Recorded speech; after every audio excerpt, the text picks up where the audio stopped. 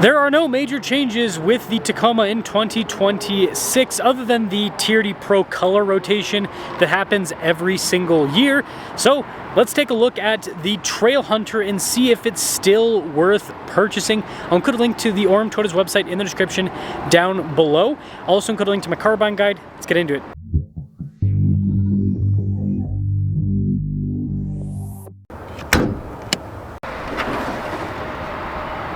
Under the hood is a turbo hybrid 2.4 liter 4-cylinder that goes through an 8-speed automatic. Fuel economy is 22 around town, 24 on the highway, with power outputs being 326 horsepower and then 465 pound-feet of torque. I'm trying to hit 500,000 subscribers before the end of the year. I'd really appreciate it if you'd help me out with that. Now, although this is not as exciting as other Trailhunter colors, it works with the elements quite well. First off, black on black with the headlight bezel and the little Trailhunter logo. Looks pretty cool. And then the bronze there on the Toyota logo matches well. You also have a light bar below that logo. We have rigid fog lights that are color changing too. This comes with recovery points and extra underbody protection. So far with the Trailhunter, you get quite a bit of extra equipment. Tire and wheel setup is 265 by 70 by 18. This is one of the most common modifications on Trailhunters, is people just adding slightly larger tires. The truck has the fitment for it. And those bronze wheels, they look pretty cool. The Trailhunter does have upgraded upper control arms. It also has Old Man Emu suspension. Just like the TRD Pro, you got the wider, bigger fender flares, but unlike the TRD Pro, this has a raised air intake. Actually, that decreases the horsepower, so it's not 326, it's 324 if I remember right. Sorry about that.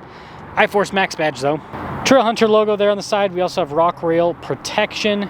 Here's a better look at the suspension setup, and this does have a coil sprung setup in the front and the rear. I will say the side profile of the Trailhunter with the raised air intake and then the chase rack in the back is really cool. When it comes to key fob features, pretty simple. Lock, unlock, tailgate, drop down, Toyota logo at the bottom. Now the Trailhunter has an air compressor here in the bed. You can see the rest of the kit is down there, and then also, if I remember right, the hose is there on the other side. It's also an outlet just above that. If that wasn't enough, we've got LED lights, and this one has the spray-in bed liner. The other two Trailhunters they currently have just have the composite bed without spray-in. You can always add that after the fact, but it's nice this one already has the spray-in. And with the tailgate, you can automatically raise it up. You got the double taillight set up, and then if you press this button on either side, it'll lower, raise the tailgate. iForce Max badge, and then you've got the ARB front, or sorry, not front, rear bumper with the recovery points, just like the TRD Pro. That will cap things off for the exterior of this truck. Just kidding, I almost forgot, bedside lights is another part of the Trailhunter package. Let's now pop inside. Like I said, there are no major changes for 26, but they could do a slightly different interior coloration as an option with the Trailhunter. Toyota's done that before. I just haven't been able to find anything if that is going to be the case, but I think this coloration looks good. Now, being a midsize, it is a little bit more cramped here in the back, but I do have some cup holders here in the rear, USB ports, and a little outlet. Then headroom's not massive, but I do fit back here. Keyless entry for up front, and let's check it out. Blind spot monitoring with the mirrors. You've got nice soft touch at the top of the door panel. You've got more of that gray trim with the kind of like yellow-orange stitching below. 1215 is the payload capacity on this truck. And then the front seats have more of that fancy piping. They are power adjustable with lumbar support too. And yes, can confirm, the passenger seat's power adjustable with lumbar support. To the left of the steering wheel, we have our 4 auxiliary switches. You've got items to turn off the stability control, lower the tailgate, turn on the outlet, cargo light, and then also for the light bar and the fog lights. And let's fire it up. Now I've got nice perforated trim on either side of the steering wheel for a better grip, and then you got practical controls in the front face, like your adaptive cruise control with your lane centering. Kind of drives itself in a way. Volume controls, voice command controls, controls for the center screen, and then regular stocks on the back. Full digital gauge cluster in the center. It's customizable. You can change what's displayed on either gauge, so on either side, and then also in the center as well. And then it will display stuff like the drive modes. This is just the on-road drive modes. The Trailhunter has Toyota's fancy 360 camera system. There's also an off-road view. And because this has the Tacoma screen, the big one, you have a massive camera view. Now, as for the rest of the infotainment system, it's Toyota's unit just blown up. And so it responds quickly. It's easy enough to use, but doesn't really have different functionality from the other screens. Now we do have dual zone climate with this. We also have heated and ventilated seats and a heated steering wheel. And you've got nice physical controls for everything. Little charging area with a phone charging pad and some USB ports off to the side. Shifter for the 8-speed automatic, and then beside that we've got a parking brake and auto hold feature, and then our drive line select, part-time 4-wheel drive system, 2-speed transfer case, and then this also contains, well, it's kind of hard to see, but the multi-terrain select crawl control. as well. Sorry, the lighting is kind of like half on it. So moving on, we've got our trailer backup assist, 360 camera button, stabilizer bar disconnect, and rear locking differential. A couple cup holders. Center console's got nice trim on the top and decent space, kind of like a Wrangler. There's actually space above the glove box. Got the Heritage Toyota logo too, more of that nice trim.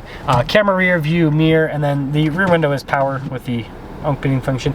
No sunroof with the Trailhunters. $65,889 for the total price. And then I do want to mention there are still 25 Tacomas available, so definitely check out listings because, you know, with a late model year, you're gonna be able to wheel and deal a little bit more than the new stuff. Anyways, let's see how the Trailhunter performs. Trailhunter. Let me see how hot it is outside. Actually, kind of curious. I usually have the temperature here somewhere.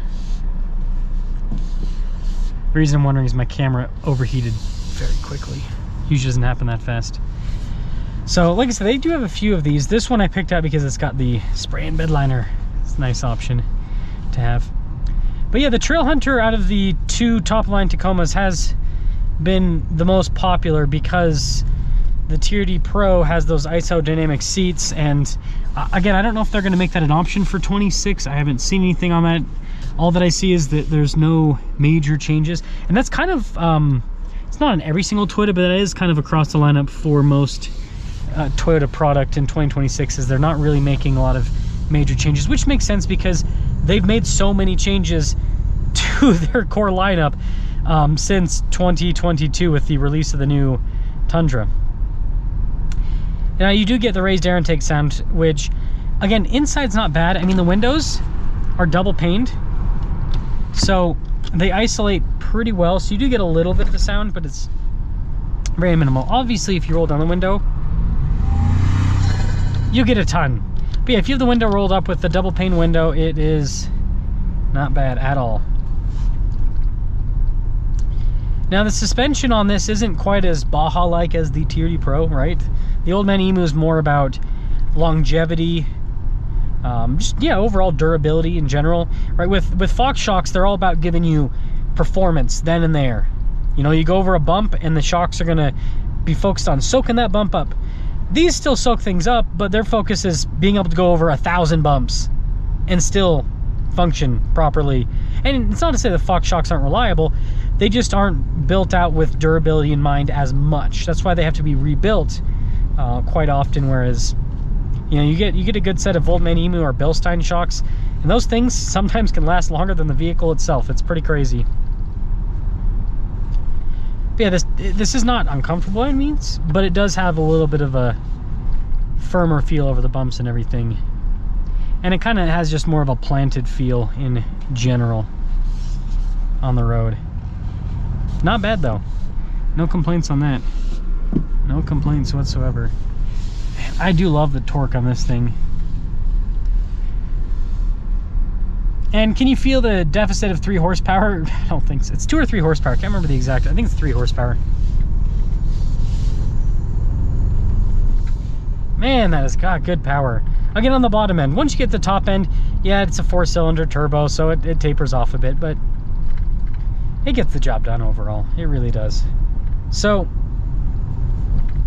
taking everything in, the Trailhunter package is really cool that Toyota did this, because prior to this newest generation of Toyota, if you were into overlanding, right, you're either going to pick a TRD off-road or you're going to pick a TRD Pro, and you're going to have to make some concessions. With the TRD Pro, right, that kind of has a shock system that's more about high-speed stuff rather than actual overlanding. Now the TRD off-road, you know, that's kind of more of an overlanding setup, but then you have to spend a crazy amount of money to pop on all the overlanding stuff that you might want. Whereas this from the factory has most of the stuff that people are going to want. And, you know, if you're not being a yuppie millennial, I'm going to say it, because yuppie millennials will do the same thing. If you're not going to be a yuppie millennial, you just throw a tent in the bed. You don't need to, and I'm not talking about a, you know, a rack with a tent on. I'm just saying literally, like, just throw the tent in the back. You put that sucker on the ground when you find your camping spot. Like, people make overlanding a lot more complex than it needs to be, and so you look at this truck from the factory, and it's honestly overkill. You could take a base model TRD off-road, and you could do overlanding with it. Again, just throw a tent in the bed. Got plenty of space back there for it. So I think this is a really cool factory package. I think it gives people a nice option that Toyota didn't offer before, and I think it'll continue to be popular because of the, obviously the looks for the people that just care about the looks, but you know, the built-in practicality where if you added a lot of stuff that this has yourself, you're going to be a lot more money. So it kind of, it's expensive, but it saves you money in that sense.